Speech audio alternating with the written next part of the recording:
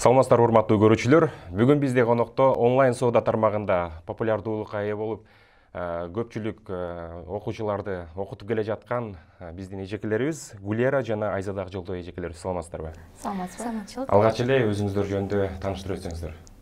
Салам, рахмат чакырганыңызга. Менин атым Гулера болот. Онлайн соода тармагына 2 жыл мурун келгенмин. Онлайн соодага келгеним себеби мен өзүм базарда офлайнда иштеген болчумун. Анан пандемия учурунда ошол баардыгы эле онлайнга өтүп кетпедиби? Анан бизде соода болбой, көбүнчө мен 3 точкам бар болчу, 2 точкамды жаап, ошол онлайн соодага кызыгып, Wildberries деген ушундай маркетплейске кирип, жакшы ийгиликтерге жетип калганмын. Ошол анан жанымдагы партнерым Айка Акжолдой, ушул командабыз менен бирге иштейбиз да. Сиз да өзүңүз жөнүндө айта кетсеңиз. Мен Wildberriesке киргениме 3 жылдан ашты, 3,5 жыл болду деп айтсам болот. Мен биринчиден Wildberriesке чейин мен өзүм интернет-магазин иштеткем. Wildberriesке кирген убакта еще суши бизнес иштеткем, параллельно офлайн бизнестер иштетип жүргөм да. Wildberriesке кирип калганымдын себеби дагы интернет-магазин, вот Инстаграмда алып барат элем да. Ал жерде аз заказ, анан маркетингке көп акча кетиш керек, ошол эле курьерди ялдаш керек, анан Москва чоң, өзүңөр билесиңер, бир точкадан экинчи точкага жеткенге чейин эле уже там 2-3 эле заказ жеткиресиң, ошо менен күн бүтүп калат да. Менин болсо максатым көп сандаган товар саттуу и оборотду чоңойтуу болчу да. Ошол мезгилде Wildberries бар экенин билип калдым. Өзү негизи клиент катары Wildberriesти билет элем. Өзүм Москвада 9 жылдан бери жашайм.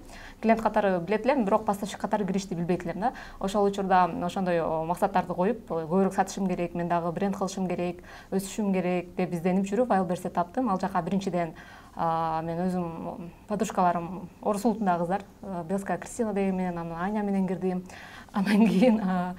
Андан кийин Макиев Кайрат дагы бар бизде командада, күчтүү аналитик Кайрат экөөбүз чогуу партнер болуп иштедик. Андан кийин бизге Гүлера кошулду. Ошо менен азыр үчөөбүз командада партнер катары иштейбиз, бир команда болуп иштейбиз. Ошо Wildberries'тин мага жаккан жери көп сандаган товарды бир күндө саттуу, жана ошондой эле доставка, курьерский доставканы и маркетингти негизи эле биздин башка бизнестен айырмачылыгы мындай жеңилдетет экен да ишибиздичи. Ошол эле, например, бир дүкөн ачсак же болбосо бир бизнес ачсак, толтура команда чогултушубуз керек да. А бул жерге сага команданын кереги жок. Товарың коесуң, сатасың, өзүң ноутбуктан карап отурсаң болот, өзүң жетишпесең бир менеджер алсаң, ошол сага жетиштүү. Түшүнүктүү. Демек, экөөңүздөр тең жанагы айтып аткан Кайрат деген партнерыңыздар баарыңыздар эле буга чейин соода тармагында жүргөн экенсиздер, э? Ооба. Кийинчерээк анан пандемиядан кийин онлайнга өттүм. Мен базарда эле отурган кызмын. Базардан эле ошо онлайн соода ноутбукту кармап калдым мен да. Башында өзү лицейди бүтүрүп, жакшы Америкага, Европага барам деп, окумуштуу болом деп эме алгам, офисте иштейм деп ойлогом. Анан Москвага барып, бардыгыбыз эле билебиз да, бирөөнүн колунда иштеп, анан кете албай калып, депрессия болуп жүргөмүн. Анан мага айткан, сураганда, топтогон акчаны ортого коюп туруп, же окуйсуң, же турмушка чыгасың, же базарда место ачабыз деп. Анан ладно деп Москва мени тарбиялап коюптур. Бизнести тандадым да, окууну эмес же турмушту эмес. Анан ошо базарда баштап, ушу базардан өзүмдү таптым да, ушундай деген. Негизи эле ушул онлайн платформага өтүү идеясы кайдан келип чыкты? Ошол пандемия учурунда эле ошо идеясы Инстаграмда эле көп көрүп калдым. Мен деле ошо Wildberries'те көп кийимдерди заказ берет болчумун, товары для дома, үйгө полотенце, бир нерселерди заказ берген. Аябай ыңгайлуу да, себеби мисалы пандемия учурунда жана торговый центрлер жабылып, барсаң эле там маска кий деп эле эме кылышып, жанагы, заразиться еще эме коркосуң да, эме жугуп калат депчи. Ошон үчүн эч жака барбай, торговый центрге барбай, өзүм дагы как клиент катары онлайн шоппинг кылып баштадым да, Москвада туруп эле. Анан кийин ошол как поставщик катары кирсе болот, ошол Wildberries'те сатуу, бир нерсе сатса болот дегенди угуп, аябай тезирээк действияга эме алдым да. Азыркы учурда, мисалы, Кыргызстанда интернет ачсак эле Wildberries'ти үйрөтөбүз деп, Wildberries темасы, мен байкашымча акыркы 2 айда аябай арбып кетти да. Адамдардын баары эле Wildberries'ти үйрөнөбүз, соода кылабыз деп эле. Мунун артыкчылыгы, анан Кыргызстанга болгон баягы таасири кандай? Мисалы, Кыргызстанда келечеги сыяктуу дегендей. Элдер баары эле окуйбуз деп атат, ошонун баарына эле ошондой платформада иштеп кетүүгө мүмкүнбү? Бул жөнүндө жооп берип кетсем, Кыргызстанда азыр ооба мен дагы биз негизи өзү Москвада жашап, негизи российский рынокко көнүп калганбыз да, мындайча айтканда. Кыргызстанга жаңы келдик, ошо азыркы политический эмелерден, ситуациялардан улам. Мен негизи өзүм товарды Кытайдан жана Турциядан алдырат элем. Азыр болсо кыргыз пашык менен чыгып атам. Буга чейин мен Кыргызстандын пашыгын сатпайт элем. Только Турция и Кытайдан. Кытай основном Кытай болчу да меники. Азыр вот доллар көтөрүлүп, ылдый түшүп, юан дагы көтөрүлүп, анан доставкалар мурдагыдай 20-25 күндө эмес, 60 күндө келип, 60 күндө мага уже невыгодно болуп калат да. Ошондо уже Кыргызстандын рыногуна өттүм. Сиз айтып аткан окумуштуулар, окутуп аткандардын саны күнөн күнгө өсүүдө. Каждый второй окутуп атат деп айтсак болот. Бирок бул жерде негизи кызыккан адамдар биринчи өзүнүн максатын анализдеш керек, анан ошого бара турган адамды анализдеш керек. Чындап эле ошол адамдын ушул онлайн соодада опыты барбы, канча жылдан бери иш алып барат, анын экспертности кайсында. Анан жаңы эле курсту бүтүп эле, азыр курс ачып алгандар да бар да.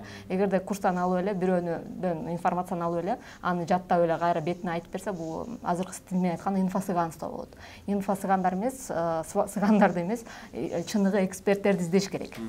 Эгерде чындап эле соодага кызыкса, максаты болсо, максаты онлайндан акча табуу, ошондон кирешеге чыгуу болсо да, эгерде көп учурда кандай болот бизде Кыргызстанда, мындай да, бизде көбүнчө, например, бирөө жакшы свадьба өткөрүп атабы, окумушта, алар дагы ошондой свадьба өткөрүш керек, неважно кайсы жактан акча тапса табат, карыздаса карызсат, ошону өткөрүш керек. Бул принцип.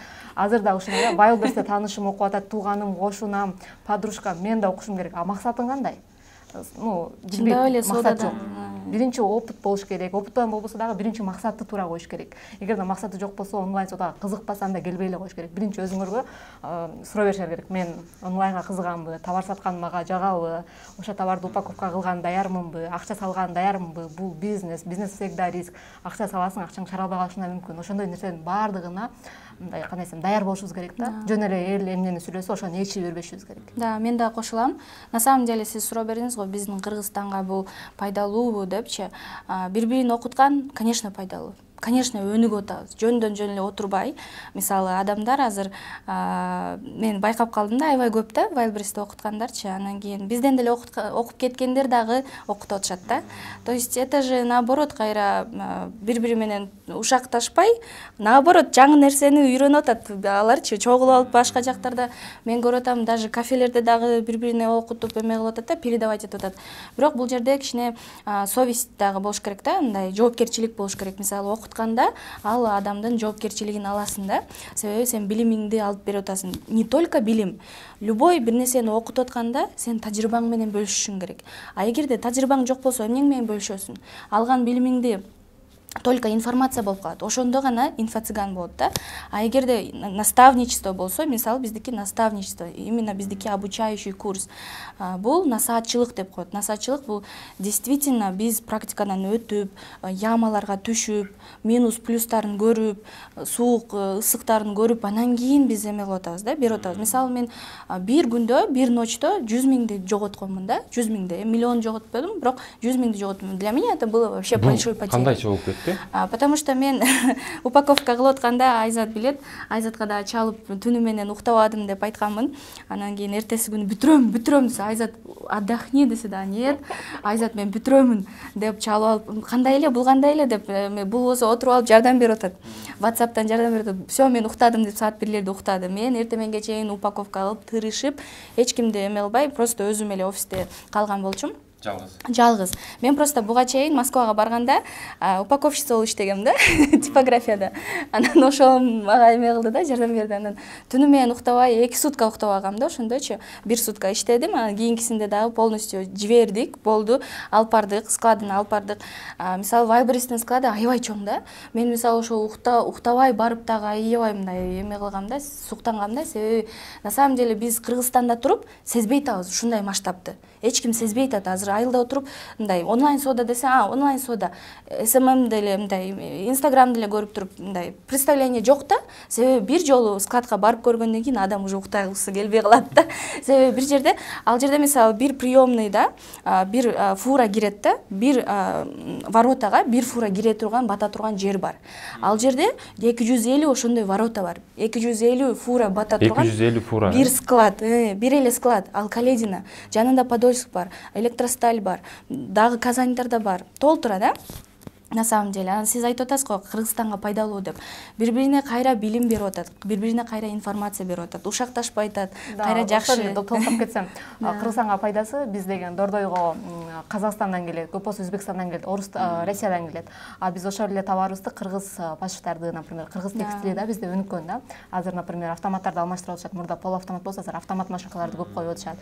Биз кандай десем, дүйнөгө чыгууга мүмкүнчүлүк болуп атпайбы? Ошол эле Россия, например, Wildberries аркылуу менин щеткаларым Германияда сатылган, обычный зубный щеткалар саткам да. Германия, ошо Европанын дагы кээ бир шаарларында сатылган да. Азыр эми, конечно, санкцияга байланыштуу ограничение болот, бирок ал нерсе чечилет деп ойлойм да. Демек, ошол Wildberries аркылуу Кыргызстандагы товарды эле дүйнөгө чыгаруу. Вот Амазонду уккансыздар да. Амазондун эле форматы болгон СНГ.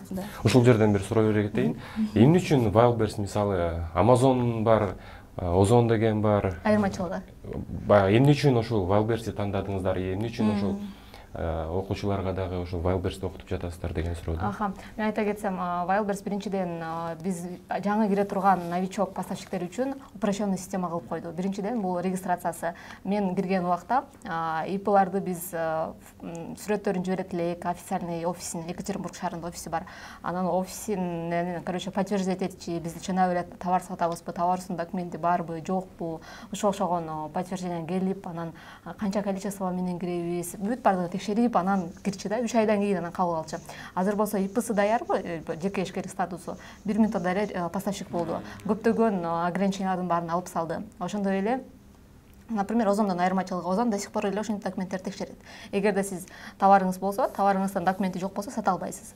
Колуңуздагы товар, например, бир 100 миңден товар болсо, дагы сизге товарга керектүү документти бир 20 миңге алышыңыз керек. Бул жерде сиз 100 эмес, 120 миң салышыңыз керек уже эле Озонго. А Wildberriesке ошо 100 миңден кирсеңиз болот. Ошондой артыкчылыктары бар, биринчиден. А экинчиден, продажа боюнча алсак, Wildberries 18 жылдан бери официалдуу российский компания, 12 өлкөдө өзүнүн пункт выдачалары бар, 12 өлкөгө товар жеткирүү максатында жеткирип иштеп келишет да. Ошондо продажа жагынан алганда, Озонго караганда биринчи орунда турат, 60%ке көбүрөөк соода кылат.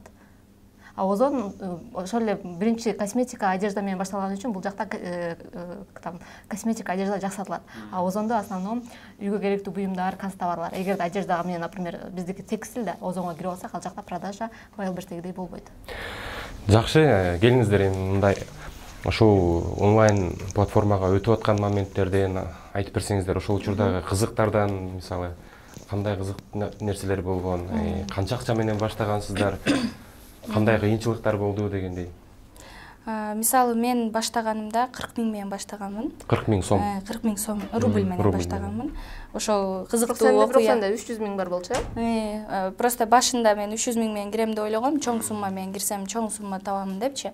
Но на самом деле каждый бизнесте стадия идеи, стадия анализа, стадия теста и масштабирования бар да. Мен идеям өзү бар да, все равно базарда эме алганда көп болчу да.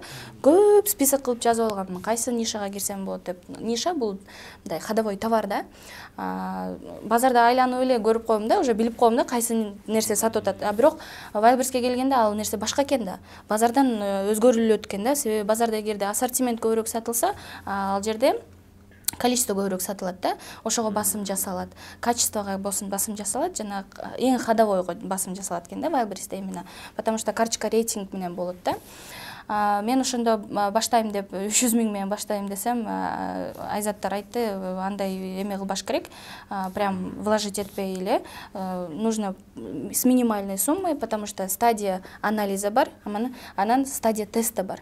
Тестирование кылыш керек, кичинекей сумма менен. Ошол ниша жакшы кетеби, ошол ходовой товар. Ошону эме кылгандан кийин мен даже фотосессия кылган эмесмин, ошол күлкүнүчтүү. Себеби азыр мисалы аябай сонун кылып фотосессия кылып, профессиональный съемка кылып анан киргизишип атат да. Анан и то содасы кичине алдыга жылбай атат да, себеби конкуренттер көбөйт 2 жылдан кийин. Мен ошол убакытта жөн эле Pinterest деп деген приложение бар. Ошол жерден эле модельдин сүрөтүн эмесин башын кырктым дагы, үстүнө сонун кылып жаздым да, Instagramдан, стористен эле эме кылса болот го, тоголокторду чийип жазса болот го. Мен өзүм SMM-щик болчумун да мурда. Анан ошо дизайн кылып туруп эле киргизип койдум. Уже эртеси күнү эле 10 штук заказ болду, кийин уже 20, анан 30 ушинтип эле успеть этпей эле, анан кийин кайра ошо 2 сутканы кылганда уже экинчи отгрузкага калгам да. Экинчи сутка уктабайчы. Ошо на самом деле сиз айттыңыз го, Кыргызстанга жетеби деген, ошого до конца айта албай калдым. Мисалы Кыргызстанда 6 миллион калк барбыз да. Кыргызстанда эми 5 эле калса керек, башкалар ошо башка за граница кетти да. На самом деле, если жакшылап карап көрсөк, мына Wildberries'тин эмесин көрсөтөйүн деп атам. Мынакей Wildberries'тин эмеси ушундай да. Мындай приложение да, как мындай Instagram сыяктуу эле. Instagram сыяктуу эле кирип, күндө эме кылышат да. По статистике ушул приложенияга бир күндө 14 миллион адам кирет. Это раньше было, азыр мне кажется даже больше. Азыр даже больше. То есть да, күндөн күнгө өсүп атат да. 14 миллион клиент кирсе, биздин 6 миллионубуз алдында не болуп калыптыр? Бүт Кыргызстан, жада калса бүт Кыргызстан кирип алып туруп товар сатса дагы бардыбызга жетет. Бул жерде мындай болуп атпайбы? Бул жерде определенный, например, бул жака Инстаграмга биз новость окуганды киребиз, күлкүнүчтүү окуяларды көргөнү, вайн көргөнү, бирөөнү сынаганы, каякта жүрөт, эмне кылып атат деген сыяктуу да. А бул жака определенный бир товар сатып алам деп киребиз да, товарды карап, үйгө керектүү буюм, же болбосо өзүбүзгө, же болбосо мектепке, балдарга деген сыяктуу да. Бул жакта целенаправление кийим сатып, вообще вещь сатып алганы да адамдар. Күндө киришет, кирип издешет, лайк коюшат, бири-бирине жиберишет, репост дегендер бар ал жакта, лайк, корзина коёт, ошол менен охват көтөрүлөт да, карточка товарачы. Ал биз үйрөтөбүз, как правильно все это делать бардыгынчы. Да, бул жерде мүмкүнчүлүк чоң да. Онлайнда, например, мага деле клиент катары удобный, времяны экономдойм. Бир буюм табыш үчүн мен, например, бир көйнөк издесем, ар кайсы торговый центрге барган туура келет. 3 торговый центрге барыш үчүн эле 6 саат убактын кетет да, эми такси күтүп же болбосо дагы бир нерсе болупчу. А бул жерде керектүүсүн үйдө отуруп алып эле, кечинде деле тандап, заказ берип коесуң, келет, кийип көрөсүң. Чаще всего размерге эле туура келет да. Мен өзүм көбүнчө онлайн покупка кылам. Эгер жакпай калса кайра жакпай калса возвратсыз акчабызды кайтарып берет. Эң сонун сиз дагы айта кетсеңиз, канча акча менен баштагансыз, кандай кыйынчылыктар болду? Мен вообще аз эле акча менен баштагам. Просто анда 15 000 рублей менен баштагам. Кичинекей Айка деген коробка. Айка деген коробка менен Сүрөтү бар. Биринчи Россиядан тапкам товарды, ошо Россиядагы рыноктардан Люблино садовод деген. Андан кийин Краснодарда заводун тапкам. Андан кийин сразу эле мен ал маржасын эсептеп, например, товарлар колдон колго өткөндө кымбаттайт. Мен, например, производитель болсом, 50 рублейден чыгарсам, сиз базарда сатып алсаңыз менден, например, 100 же болбосо 80 деп коесуз да оптом. Сизден мен алам дагы Wildberries'ке 300 деп же 200 деп коем да, колдон колго өтүп, үстүнө ар бири өзүнүн накруткасын кошушат. Ошондо мен түшүнүп, уже базардан эмес, производителдин өзүнөн табышым керек экен деп, ошону, например, мен базардан 150 сомго алсам, 150 рублейге да, примерно, грубо говоря, эмеден, производителден 36 рублейден тапкам. Билесизби разницасын? Эң сонун. Андан кийин Кытайга өттүм. Ошо көбүнчө эле мен Кытайдын мелочевкалары менен баштап, ошон үчүн көбүнчө айтышат да, 15 000 менен кантип баштадың? Потому что мелочевка сатсаңар, эгерде мен дом категориясына көп саттым. Мен кийимге былтырдан баштап эле өттүм да. Ал жакта товарлар өздөрү кичинекей, себестоимости да кичинекей болот. Аз акчага көп количество. Естественно, маржа аз калат, ар бир товардан 100 рублей, 50 рублей, 80 рублей. Бирок мага ошо деле количество менен жетчи да. Азыркы учурда окутуп жаткан окуучуларыңыздарга канча акча менен башта деп сунуштайсыздар?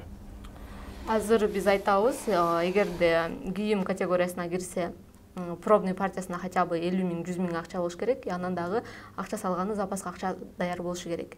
Эгерде акчасы аз болсо, анда башка категорияларды сунуштайбыз. Биз аналитиканы үйрөтөбүз, аналитикадан алар цифраларга таянып, ким эмне сатып атат, канча оборот кылып атат, например, 1 миллион оборот кылыш үчүн канча акча салыш керек экен, например, 300 000 оборот кылыш үчүн канча акча салыш керек экен, ошонун бардыгын так туура көрүп алышат.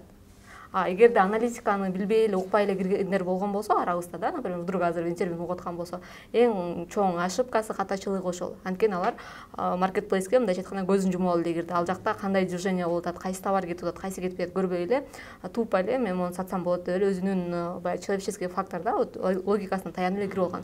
Бул катачылык, ошибка деп айтылат да. Азыркы учурда аналитика кылабыз, анан гана киребиз. Азыркы учурда мисалы Кыргызстанда жаңы баштап атпайбы? Ошолорго кандай кеңештерди айта аласыздар? Неден баштап товар тандоодо эмнелерге көңүл буруш керек? Биринчиден мен өзүңөргө ишенгиле деп айтмакчымын. Себеби өзүңөргө ишенбесеңер, сөзсүз түрдө жакындарыңар ишенбейт, туугандарыңар ишенбейт, кошунаңар ишенбейт, анан токтотот, кой эмне кыласың деп. Себеби они видят неуверенность в ваших глазах. Если у вас глаза горят, если вы мындай көзүңөр прям эме кылып өзүңөргө ишенип турсаңар, онлайн соода алдыга жылат. Бул келечеги кең онлайн сооданын. Мисалы Дордойдо эле 30 жылдан бери иштеп атат. Эч кандай жабылган жок, бардыгына рызкы жетип атат. Бул офлайн соода мисалы. А онлайн соода тем более азыр бул не только Кыргызстандын ичинде, но и полностью болуп атпайбы бул жердечи? СНГ бүт өлкөлөр, еще дальше за граница. Ошол өзүңөргө ишенгиле, потому что эгерде ишенсеңер гана силерди поддержка кылат да. Мен көп байкадым да, мисалы эки окуучумду эме кылсам, мисалы сравнивать этсем, бирөөсүн күйөөсү колдойт, бирөөсүн күйөөсү колдобойт да. Бирөөсүн күйөөсү колдогон кыз шунчалык энергично, шунчалык прям я хочу деп турат да, у меня получится деп түнү менен даже аналитика кылып суроолорду берет. А тиги кыз болобу, болбойбу депчи. Поэтому уверенно болуш керек, өзүңөргө ишенишиңер керек. Анан курсту, конечно, туура тандашыңар керек. Мисалы азыр складты, мен ошол жана айтканым складты ошол масштабты көрбөй туруп окуткандар бар да. Складка барбай туруп окуткандар бар. Өзлөрү товар киргизбей туруп окуткандар барбы, что? Анан миллионго жетпей, не то чтобы миллион, вообще эле соода кылбай туруп окуткандар бар да. Ошону туура тандаш керек. Себеби ошибка стоит денег. Ошибка, бир мисалы мен ошибка кетирдимби, ошол ошибка кетирбеш үчүн мен окуучуларыма берем да, эме депчи, предупреждение берем. Мындай кылсаңар мындай болот, мындай кылсаңар штраф болот деп. А эгерде ошол нерсени практик адам билбесе, ошол окуткан адам практикадан өтпөсө, значит, ошибка стоит денег. Поэтому эме кылыш керек. Анан ошол үчүнчү советим, онлайн соода өнүгөт, келечеги кең, буга ишенип эме кылыш керек, окуш керек, дальше окуш керек. Мисалы биз ар ай сайын окуп турабыз. Биз өзүбүз билим бериш үчүн дагы билим алып атабыз. Себеби биз бир жерде токтоп калбашыбыз керек. Wildberries дагы алдыга жылып атат, аналитика алдыга жылып атат, трендтер алдыга жылып атат. Поэтому мисалы бир эле аналитика боюнча сабакты 500 миңге биз сатып алганбыз. 167 миңден үчөөбүз чыгарганбыз. Это было очень жалко, конечно. 167 ким окуйт азыр 167 миңге. А плюс, конечно, кошулганда 500 миңге окуганбыз. Бул БКС система менен жана бизнес как система орустардан аналитика башка окутабыз биз. То есть аналитиканын темаларын, сабактарын биз Wildberries окуткандарга беребиз да. Башка курстардан айырмачылыгы бизде аналитика бар да. Башка курстарда только регистрация, мисалы эме кылбай эле коеюн, просто башка эме окуткандарды көрүп калам да. Мисалы шым жакшы кетет, кофта жакшы кетет, бул жакшы кетет, женский товар жакшы кетет. Всё. Бул не значит, что ошентип айтса эле кете берет. Айтса эле кете бербейт да.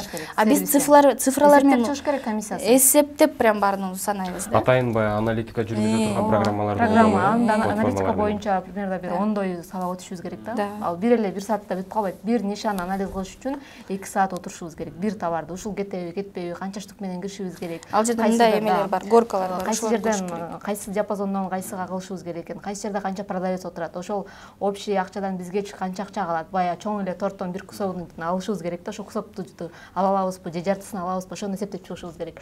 Толуктай кетсем, еще көпчүлүк ойлошот да, көрүүчүлөр делечи, только товары барлар кириш керекпи? Товарым жок болсо кандай? Соодада опытым жок депчи. Азыр бизде, мне кажется, анча мындай актуалдуу болбой жатат, эми жакынкы жылдары келет да. А вот российский рынокто менеджер маркетплейс деген профессия бул. Бул жерде ошол эле Дордойдогу реализатор, продавецтердин местасын онлайн менеджер маркетплейстерге ээлеп атат да. эгерде соода кылгысы келбесе, өзү бизнес баштагысы келбесе, бирок үйдө туруп кирешеге чыккысы келсе, же болбосо мындай дополнительный заработок катары ушул кесипти үйрөнүп алып иштесе болот, үйдөн чыкпай эле, же болбосо каалаган жеринде интернеттин, ноутбуктун жардамы менен.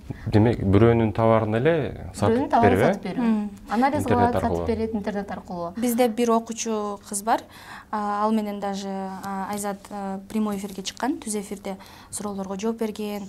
Азыр 200 миңге курс учурунда 200 миң кирешеге чыкты да. 2 бала менен. 2 бала менен үйдө отуруп, аябай шустрый кыз экен. Жакында мен квартира алам дейт. Жөн эле менеджер болуп, башында келгенде даже вот өзүнүн товары жок, содада вообще эмеси жок.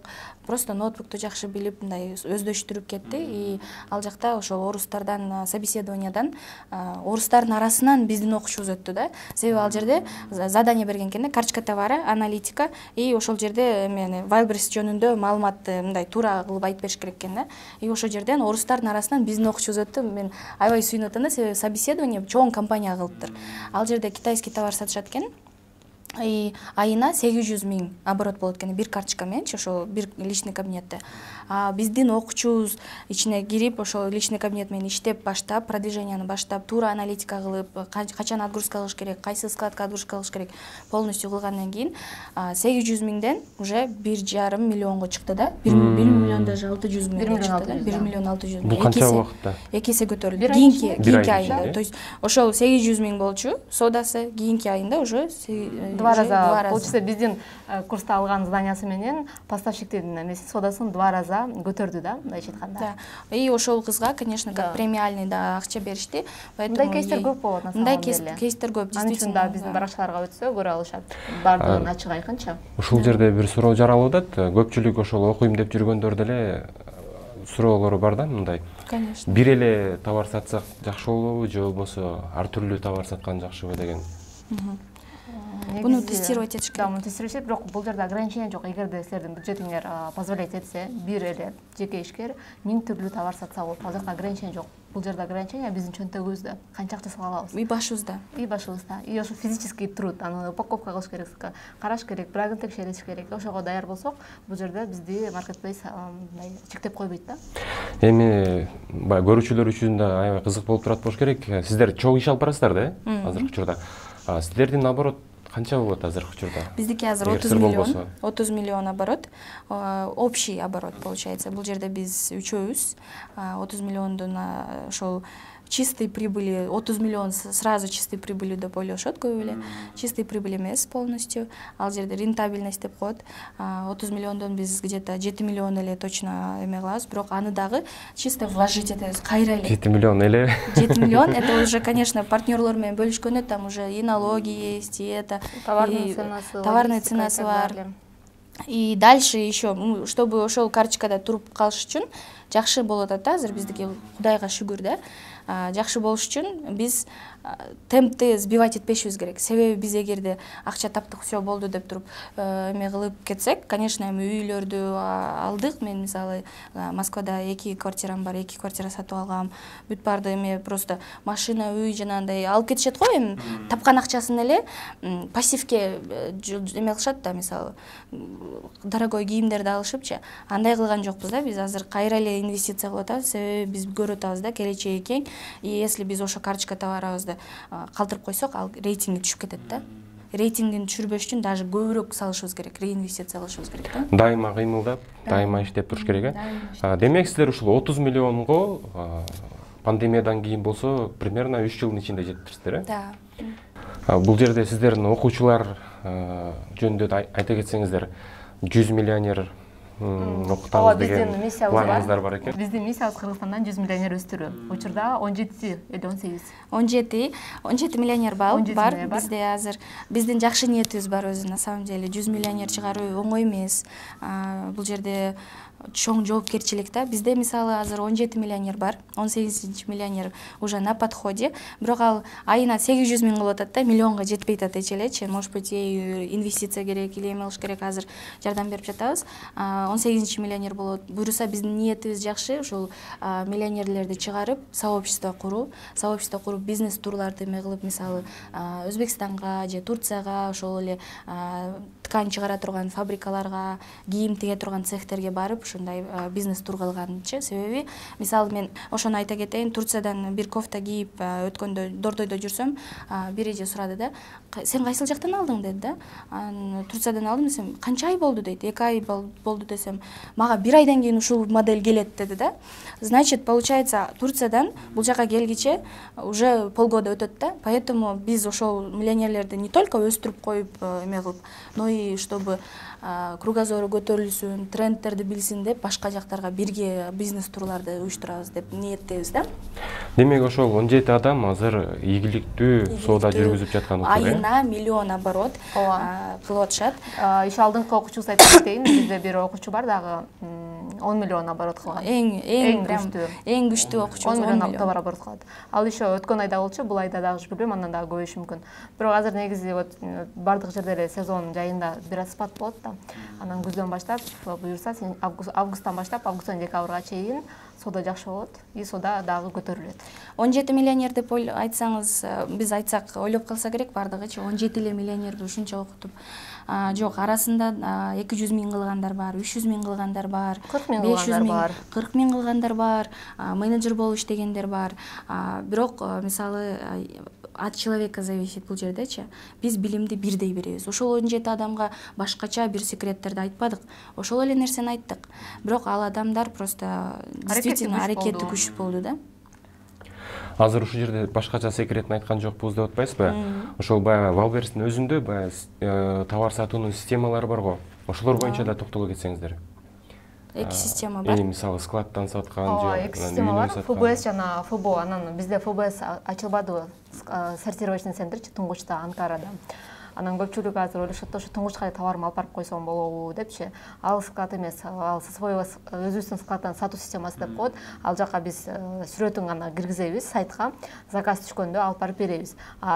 Вайлберстин складтан сата турган болсок, биз товарыбызды карго менен жиберебиз. Россиядан аны Вайлберстин складына жеткиришет. Ошондо ФБС система болгондо интернет-магазин болуп калат да, мындайча айтканда жана дропшиппинг болуп калат. Интернет-магазин курьер сыяктуу. Инстаграмда барышат го, коюшат го сүрөттөрүн коюп, анан заказ күтүп, анан заказ болсо алып барыпчы. Заказ болгон убакта. Ошондой да. Эгерде, например, жанагы вложениям жок, бирок баштап көрөйүн дегендерге ушул система сонун. Сүрөтүн коюп коюшат. Сүрөт заказ түшкөндө Дордойго чуркап барып, товарды алып келип алып барышып беришет. Анан калганын Вайлберс өзүнүн мойнуна алат да, жеткиргенин, клиентке чейинкисин. Жок, мен сразу эле онлайн баштайм, онлайнга өтөм, ошол маркетинг полностью онлайн өтөм десе. Меники десе, анда бул жерде Вайлберстин складына жеткириш керек. Бизде склад жок, Казакстанда бар, бирок биздин окуучулар өзүбүз деле, мен айттым, Кыргызбаш менен чыктым деп.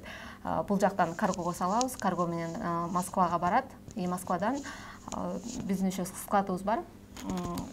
Бөлчөсү да айрылышат да, например, таанышы жоктор бар да. Товарымды ким тосуп алат, анан Вайлберстин складына жеткириш керек да, аны үчүн бирөө керекпи депчи. Ошол учурда да бизге кайрылса болот. И вот как раз бизде Макеев Кайрат склад иштетет. Ошолор товарды чогултуп алып беришет. Складка жеткизип берет, э? Анан складка жеткенден кийин ал товар сайтка чыгат. Сатыла берет, сайтка чыгат. Андан кийинкисин Вайлберс мойнуна өзү алат да. Товарды жеткиргенин, сайтка чыгарганын. Биздин задачабыз ноутбуктан ценасын алмаштырып, вопросторго жооп берип, ошол эле описанияны корректировать этип, сөздөрдү, ключевой сөздөр деп коет, сөздөрдү алмаштырып, ошо программадан карап, аналитикадан кайсы сөздөр менен табылып атат, конкуренттер кайсы складка отгрузка кылып атат, биздин товарыбызды кайсы складка кылсак акыбат көп болот экен. Ошол эле бөлүнөт да складдар, центральный склад, например, Питер, Екатеринбургда. На самом деле Вайлберстин нюанстары көп да, анан жанагы айтышат го, эмне үчүн мен окууга барышым керек, если бүт информациянын баардыгы интернетте турса деп. Ооба, окууга келбей эле интернеттен тапса болот. Мен айтпайм, например, окууга келсеңер окуп алып кетесиңер депчи. Все время айтам, бизге баягы консультация сурагандар бар, директтен жазгандар бар. Бүт информация бар. Бирок алар актуалдуу болбой калышы мүмкүн. Бизге келүү менен окуучулар информацияны толук актуалдуу алышат. Жана ошондой эле биз өзүбүз өткөн аналитиканы дагы башкаларга айырмаланып беребиз. Жана ошондой эле өзүбүздүн опытыбызды, жана өзүбүздүн времябызды тиягын бас, биягын бас, тияка баспа, бияка баспа.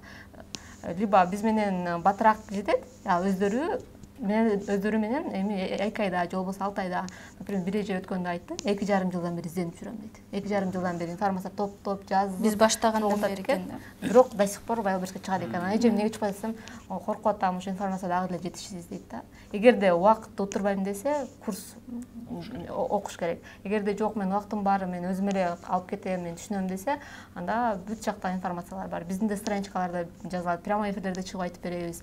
Ошол эле YouTube'да бар да, YouTube каналдарда. Интернет, Google'дан деле Wildberries'ке кантип регистрация кылса болот десе чыгат да, например. Бул жерде время, анан результат да. Туура, демек көрүүчүлөр, эгер сиздер тезирээк кыска убакыттын ичинде мындай жакшы результатка жетем десеңиздер, анда биздин Гулира Айзада сыяктуу эжекелерибизге кайрылып окуп, же болбосо өзүңүздөр деле кайсы бир курсту туура тандап иш баштап кетсе болот, э. Азыркы жерге кичине токтоло кетсек, 2 система болуп атат. Демек, Wildberries'те ошону мен кыскача айтайын. Өзүнүн жерден. Мен берейин деген суроо мындай да, кайсыл склад, мисалы, практикада иш жүзүндө кылып жүргөн адамдарга белгилүү да, кайсы жакта сатуу мындай пайдалуураак? Мындай десем болот да. Эгерде адам убактысы болсо, бир күндө мисалы ошол барып келгени, жол киреси болсо дегендей да, убактысы болсо, ноутбукта эгерде карап туруп, эгерде заказ түшсө сразу алып барып бере турган убактысы болсо, анда FBS'ти тандай берсе болот. Ал жерде деле сонун заказдар болот, сонун продажалар болот. То есть заказ түшөт, заказ түшкөндөн кийин алып барып берет да. Эгерде ал адам онлайн соодага кызыгып кирип, кийин Турцияга кетип калам же эс алам деген ою болсо, эгерде Мальдивага кетем десе, анда заказды бардык эмени товарды берип коет дагы, все, уже ойлонбойт деле да, ичиндеги продвиженияны эле кылат, и все, күндө барып эме кылбайт да. Бул эки тандоо да, просто адамдын тандоосу.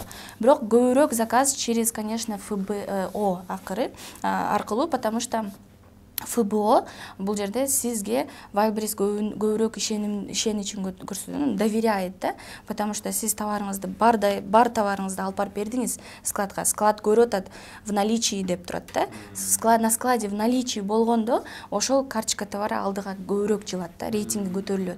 А эгерде нет в наличии, а просто фотка какая-то, например, какая-то Маша или Саша Екатеринбургда заказ беремин десе, кирет дагы бир кофта эгерде ФБС менен болсо, эгерде туңгуч менен болсо, 7 күндө доставка болот деп жазылып турат. Эгерде сиз алып барып берсеңиз, ошол рубашканы алып барып берип складына коюп койсоңуз, завтра заказ деп коет да, доставка завтра или послезавтра. Конечно, Саша завтраны принимать этиш мүмкүн да көбүнчө. А если аябай жагып кетсе, 7 күн күткөнү даяр.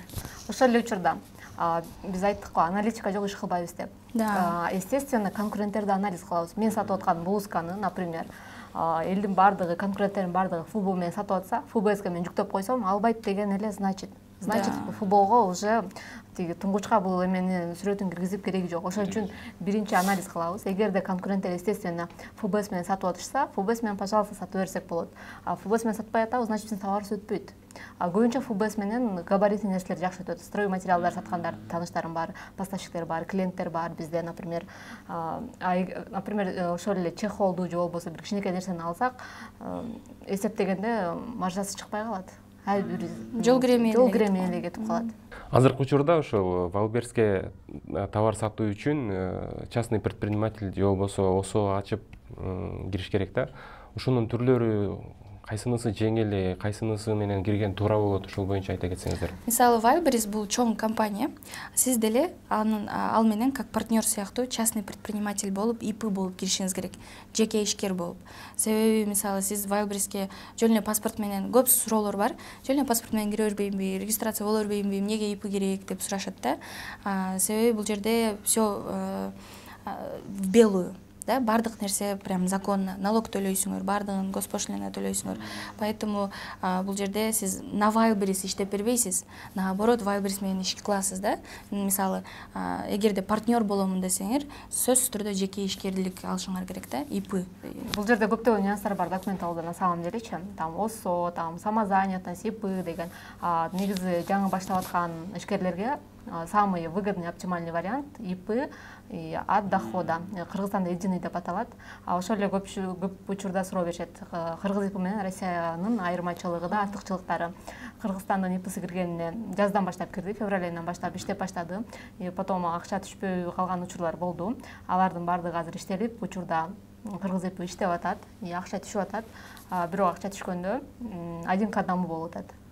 Получается, 1,5 миң рублейге рубашка сатсак, 1,5 миң рублей биздин акчага отургондо көбүрөөк болуш керек деген маани бар. Негизи көбүрөөк болуш керек да. Бизге азыр Wildberries же банктары билбейм 1500 сом кылып берип атат. Ошол один кадам эсептеп атышат да. Бул ситуация бул боюнча калбайт, өзгөрүүлөр жүрөт деген үмүттөбүз. Угуп атабыз. Российский ИП менен артыкчылыгы маркетинг жагынан айырмаланат. Российский ИПда рекламаларды жүргүзсөк болот, дагы башка нерселерди кылсак болот. Кыргыз ИПда учурда реклама иштебейт. Бирок бул болбойт деген это не значит, что не получится, что нету.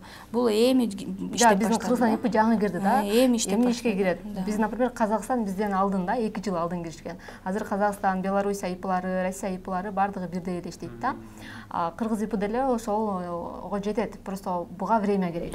Демек, анча-мынча азыр Кыргыз ИПларына болуп турган чектөөлөр бул убактылуу, Убактылуу, конечно. Толук кошсом убактылуу, потому что бардык нерселер сразу болуп кетпейт да. Казакстан ИПси тоже мен тааныштарым иштешет, укканымдан мурда реклама иштечү эмес. Азыр реклама бардыгы иштейт. Кыргыз ИП деле потихоньку ошого келет. Эң жакшы, бизге келип абдан кызыктуу маек куруп бергениңиздер үчүн чоң рахмат. Биздин көрүүчүлөрүбүз үчүн да абдан кызыктуу болуш керек, себеби азыркы учурда Wildberries темасы өтө актуалдуу, баардыгы эле ошол жака окуй издеп жүрүшөт. Көрсөтүүбүздүн аягында эркин микрофон көрүүчүлөрүбүзгө кайрылып өтүңүздөр. Мен айтканымдай эле Кыргызстанда эгерде сиз суроо бердиңиз го, Кыргызстан баардыгы кирип алса баарыбызга жетеби деп. Баарыбызга жетет, соодада ырыскы бар. 6 миллион калк баардыгыбыз эле сатуучу болуп, товарыбызды киргизип алсак деле ал жерде баарыбызга жетет. Себеби 145 миллион калк бар Россияда эң көп сатып алуучулар, ошол жерде клиенттер, мамочки в декрете, көбүнчө ошол Wildberries'те соода кылган адамдар орустар да, орустарга ориентир кылып эле көңүлдү кенен коюп эле баардыгы болот деп эле ишенип ишти баштай беришибиз керек. Ал эми биз эгерде тажрыйбабыз менен бөлүшкөнү даярбыз. Эгерде бизди тандасаңар, бизди наставник катары, насатчы катары тандасаңар, биз сиздерге кучак жайып тосо алабыз. Биздин офисибиз ачык дайыма. Төмөнкү биздин номерлерге кайрылсаңар да болот. Биздин Инстаграмга деле бекер маалыматтарды беребиз, марафондорду өткөрөбүз, консультация беребиз. Өзүңөр жазылсаңар болот. Мен көп иштерге кайрыла кетмекмин. Биринчи орунда ниетиңиздер түз болушу керек, максат коюшуңуздар керек. Андан кийинкиси аракет. Бул жерде, например, алма бош озма түш деген иштебейт. Сөзсүз түрдө аракет керек.